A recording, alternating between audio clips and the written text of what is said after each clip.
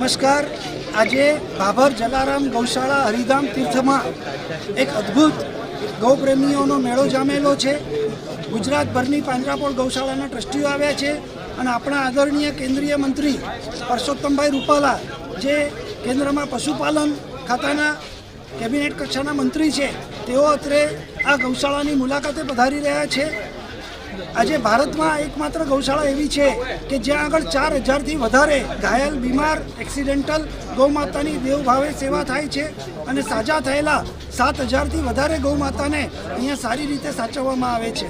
આ કાર્યક્રમનું આજે સમસ્ત મહાજનના માધ્યમે અહીંયા આયોજન થયું છે અને ગુજરાતની પાંજરાપોળોને ₹1 કરોડ 8 લાખ રૂપિયાનું વિતરણ માનનીય મંત્રીશ્રીના શુભ હસ્તે અહીંયા આગળ કરવામાં આવશે। ગુજરાતની વિવિધ 21 પાંજરાપોળોને આ રકમ અર્પણ કરવામાં આવશે।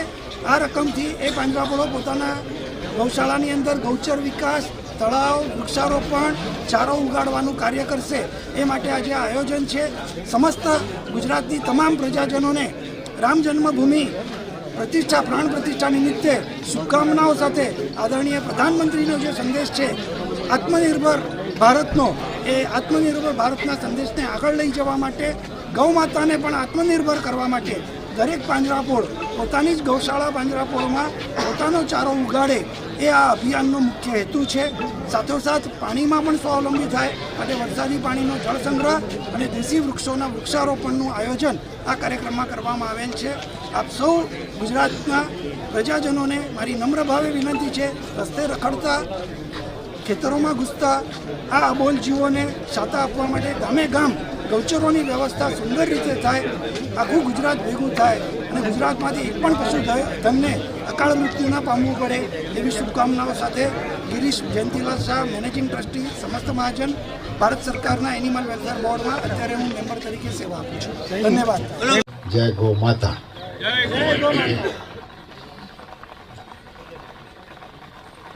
એક બહુ સુંદર કાર્યક્રમનો સાક્ષી થવાનો મને અવસર આપવા માટે હું ગિરીશભાઈનો અંતઃકરણપૂર્વક આભાર માનું છું। જ્યાં એની સેવા ચાકરી થતી હોય અને એવું તપનું કામ જ્યાં હાલતું હોય, એવી જમીન ઉપર આપણને પગ મૂકવાનો મોકો મળે, એ આપણી ઉપર ગૌ માતાની કૃપા છે।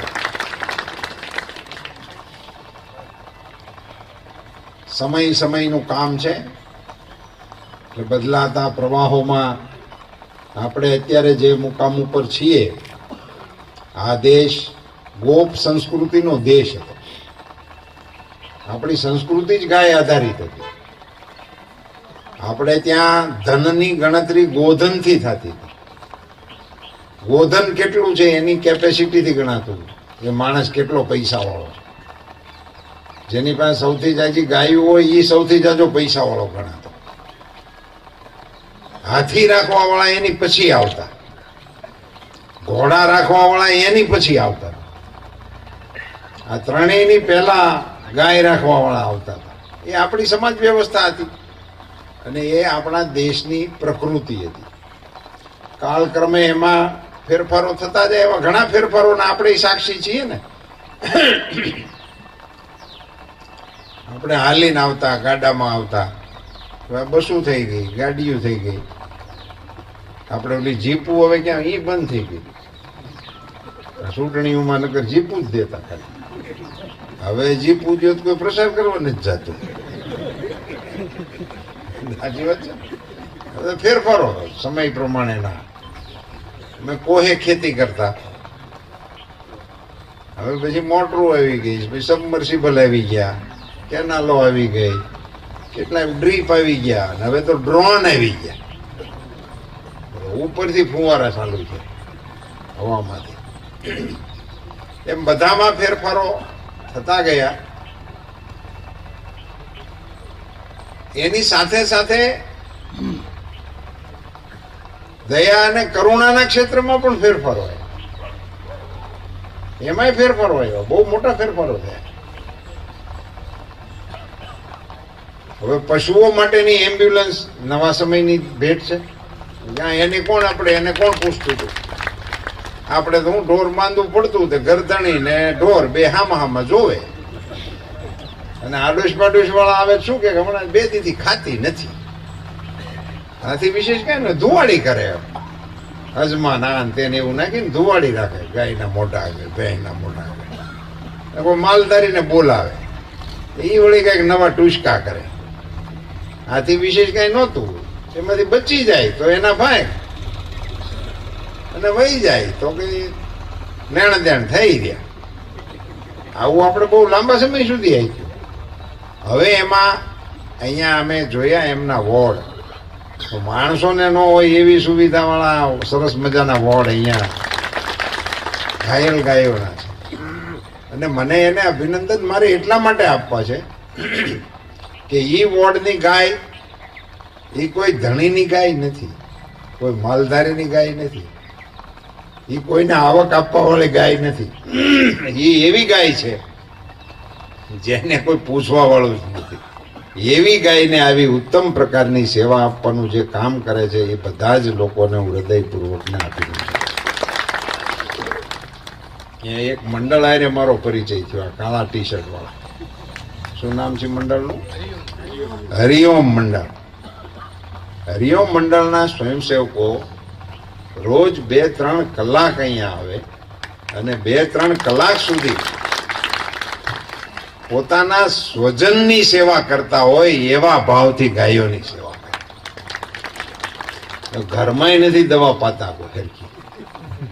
વડીલોની સ્થિતિ મુશ્કેલી વાળી છે. સમય બદલી ગયો છે ને, શું કરીએ? સમયના બધા પ્રવાહો છે. હવે તો કમાતા ન હોય તો કે મૂક્યા હોય એને મૂક્યાવાનું હાલે છે. એના અનાથાશ્રમ હાલે જ છે ને, વૃદ્ધાશ્રમ વળી એમના વૃદ્ધાશ્રમ વાળે. હવે ઘણા એમના દીકરાનું ઘર રાખે છે, એ મૂકી ગયા છે. પછી ઘર રાખો ક્યાં જાય એ બિચારા? આ બધી કટુ વાસ્તવિકતા છે. એવા માહોલની અંદર આવી ઉત્તમ પ્રકારની સેવા કરવાનો યોગ જેને મળ્યો છે, હું પોતે, મારો મત એવો છે કે એની ઉપર ઠાકોરજીની કૃપા છે. એટલે તમને પસંદ કર્યા છે કે આ કામ તમારા હાથે થાય, આ કામ તમે કરી શકશો. એવી ઈશ્વરે તમને અનુકૂળતા આપી છે, એવી ઈશ્વરે તમને મતિ આપી છે. એટલે આપણે આવા કામની અંદર સંકળાઈએ. કાલે હું સવારમાં મને આમ પ્રભાતિયા સાંભળવાની ટેવ છે. હું આમ પ્રભાતિયા સાંભળતો હતો. એમાં નારાયણ સ્વામીનું એક પ્રભાતિયું ગાયેલું ઘણા સમય પહેલાનું મારા ધ્યાનમાં આવ્યું. ગાવડી દ્યો ગોપાલલાલ, ગાવડી દ્યો ને ગોપાલલાલ. ગાવડી એવી દેજો મને જે 3 ટાણા દૂધ પાય, ગાવડી દ્યો ગોપાલલાલ. ગાવડી દ્યો ને ગોપાલલાલ. મને ગાવડી એવી દેજો જે વાંસળીએ વિયાય, ગાવડી દ્યો ને ગોપાલલાલ. ઠાકોરજી પાસે ગાવ માંગતા હતા પ્રાર્થનામાં. હવારમાં પ્રભાતિયા નહીં, પ્રાર્થનામાં આપણે ઠાકોરજી પાસે ગાય માંગતા હતા. એમને ગાય દેજો. નહીં તો નરસિંહ મહેતાનું પદ છે, એ તો બહુ લાડકો ભગત હતો. ઠાકોરજીની પાસે બધું કામ કરાવતા હતા. સૌથી વધુ વખત 51 વખત જુનાગઢનો ધક્કો ઠાકોરજીને કાળિયા ઠાકરને ખવડાવ્યો હતો નરસિંહ મહેતા. અદભુત માણસ હતો. એને એવું કીધું કે હું તો પાણીએ નહીં પાઉં, પાણી તમારે પાવાનું. હું ખીલોય નહીં ખોડું.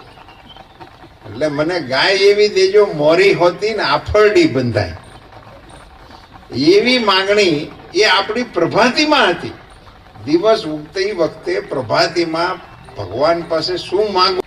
સાહેબ 1000 માંથી 1000 એમ કીધું કે અમારને કોઈ થયો જ નથી. એના નામ નંબર મારી પાસે. મેં સરકારને કામ હોય પૂછે, આનું સંશોધન કરો, એને કેમ ન થયો? કઈક છે અમારી ગાય માતા પાસે, કઈક એવું છે. આ ઓશિયાળું પ્રાણી નથી, એને આશરે રહેવો તો બચશો. એનો આશરો પકડવા જેવું આ એવી દેવતાઈ પ્રસાદી છે આપણા. અને એટલા માટે આપણા પ્રધાનમંત્રી શ્રીએ આ વિભાગ બનાવ્યો. આખા એ દેશના પશુધન માટે વેક્સિનેશનનો પ્રોગ્રામ બનાવ્યો. નરેન્દ્રભાઈનો કોરોના વેક્સિનનો પ્રોગ્રામ આખી દુનિયામાં વખણાનો. ભારતે કોરોના વેક્સિન બનાવી, આપણા દેશના નાગરિકો તો બચી ગયા, દુનિયાના બચી ગયા. આપણે બનાવી એમાં બીજાને ફાયદો થયો, કારણ કે એને બીજા કોઈ નથી આપી, કોઈ મહાસત્તા હોય કોઈ નથી આપી. નરેન્દ્રભાઈ મોદીએ નાના નાના દેશોના નાગરિકોને વેક્સિન આપી. પણ ક્યારે આપી શક્યા? આપણે બનાવી તો આપી શક્યા. પણ તમને બધાને ગૌ પ્રેમી ભાઈ બહેનોને મારે જણાવતા મને એટલો બધો હરખ થાય છે કે નરેન્દ્રભાઈએ આદમીને આપવાની આ વેક્સિન મફત આપવાની જાહેરાત કરીને એની પહેલા 1 વર્ષે નરેન્દ્રભાઈએ આખા દેશના પશુઓને ફ્રીમાં વેક્સિન આપવા માટેનો નિર્ણય કર્યો છે. આખા દેશના પશુઓ 13,000 કરોડ રૂપિયાનું બજેટ આપ્યું છે. કામ ચાલે છે. નરેન્દ્રભાઈ આપણા મુખ્યમંત્રી હતા ત્યારે આપણી હાટું એમ્બ્યુલન્સ બનાવતા ગયા હતા 108. એ ત્યારે મુખ્યમંત્રી હતા ત્યારે બની હતી. ત્યારે પહેલા તો આપણે નહોતી. આપણને રોડ કાંઠે ઠાઠું મારીને વિયો જતા ને, રોડને કાંઠે તરફડિયા મારીને જય શ્રી રામ થઈ જતું હતું. હું તો ઊભો રહેલો છું. હું તો સેલ્ફ ડ્રાઇવિંગ કરીને આ રાજ્યમાં ખૂબ પ્રવાસ આ લોકો મારી પાસે કરાવ્યો છે. ના વળીએ ઓછા નહીં એવું માનતા નહીં. અહીંયા આવો ને અહીંયા જાઓ એવું કરાવ્યા જ. હું તો સેલ્ફ ડ્રાઇવિંગ કરીને ખૂબ ફેર્યો. તો આપણે ટોળું ભાળીને ઊભા રહીએ રોડને કાંઠે, ક્યાંક ગેંગ થઈ હોય ને તો આપણે પૂછી શું થયું છે, તો કાંઈક નહીં એક્સિડન્ટ થયું છે, જાણ પીડ્યો છે. આપણે બેન ક્યાંક લઈ જાઓ, તો હજી હલે છે. તમે ટોળું કરીને શું ઊભા છો? હલે છે તેની ક્યાંક પોગાડો. એ કોઈ લઈ ન જાય. એ એમને ઘીંગમાં તપાસ કરતા રહે ત્યાં એ હલતો બંધ થઈ જાય. આપણે જોયેલી આ બધી ઘટનાઓ હું તમને કહું. આ એવી વાત નથી કે મેં ના જોઈ. હું નામ સાથે તમને કહી શકું. હું મારી ગાડીમાં લઈને કેટલે લઈ ગઈ. પછી થાય કે આપણે પહોંચાડીએ, પણ ડોક્ટરો એવું કે આ કલાક મોડા આવ્યા. બ્લડ વીવી ગયું હોય ને, સ્વાભાવિક છે. હવે 108 આપી મોદી સાહેબે આપણને. અને એટલે કારણે અંતરિયાળ કંઈ પણ આવું બન્યું હોય તો તમે ડાયલ કરો તો 10 મિનિટની અંદર દેવદૂત જેવી ગાડી આવે અને તમને ઠેકાણે પહોંચાડે. એના 2 ફાયદા શું શરૂ થયા? એક તો એ મોટો ફાયદો થયો કે ઠેકાણે લઈ જાય. આ 108 કે તમે ગાડી કરીને ઓલા ગામમાં ઘણી વખત ઉત્સાહી માણસો હોય તો ગાડી કરી દે અને હારે સડી જાય. પણ એ ક્યાં લઈ જાય એનું નક્કી નહીં. હાર્ટનો હોય ડોક્ટર તો કાનવાળા પાસે લઈ જાય. એ એને ઓળખતો હોય, મૂળ એને કઈ વાંકણો હોય. એટલે મારો અમરેલીનો કિસ્સો બની યાદ આવે. પરમાર સાહેબ છે, આંખના કાન ગળાના હારા ડોક્ટર, બહુ ભલા માણસ. 3 માળે એમ દવાખાનું. ત્યાં એક દર્દીને ચડાવ્યું અને ઓલો હારે પાછું આપણે સાહેબ ઘર જેવા સંબંધ. રાતે 11 વાગે ઉઠાડાય, 11:30 12 વાગે ઉઠાડીને સાહેબને બોલાવે. પેશન્ટ એવું, સાહેબે પૂછ્યું શું થયું છે? તો કાને હાર્ટ એટેક છે એમ બધા કહે છે. કાંઈ 3 માળે આઈ ચડાવાય ત્યાં કાનના ગળાના ડોક્ટર કોણ છો તમે? એટલે આવું બધું થતું હતું. આ પેલી 108 ને કારણે એ બંધ થઈ. એ ઠેકાણે જ લઈ જાય. સારામાં સારું ને નજીકમાં નજીક એને ખબર હોય. બીજું એ એમ્બ્યુલન્સની અંદર જ વ્યવસ્થા હોય નાની મોટી. તો કે ઓક્સિજન હોય, આવું હોય તેવું, બ્લડ હોય, બીજી નાની મોટી પાટાપિંડી હોય, બધું એવું અડધું પડધું તો એમાં હમું થઈ જાય. પછી ઘટે તો ડોક્ટરની જરૂર પડે. અને હબક લાગી ગઈ હોય તો એમને હાજો થઈ જાય. હું જાજા ભાગના તો બીન ગયા હેઠા બેસી જાય છે. અહીંયા અમે આમ દેખાડતા હતા ને ગિરીશભાઈ, બેસી ગયેલા પડી ગયા છે. એ બીકના મેરે બેસી ગયા હોય, પછી ઊભા ન થાય. એવું આપણને ગણાય ત્યાં કોરોનામાં જાજો ભાગ બીકમાં મેર્યો. એમાં કઈ બીજું જાજુ નહોતું. એમાં બી ગયા, એમાં મરી ગયા. પડખે વાળાનું પડી જાય ને ખાટલામાં 2-3 જણા કે મારો વારો આવે છે એમ.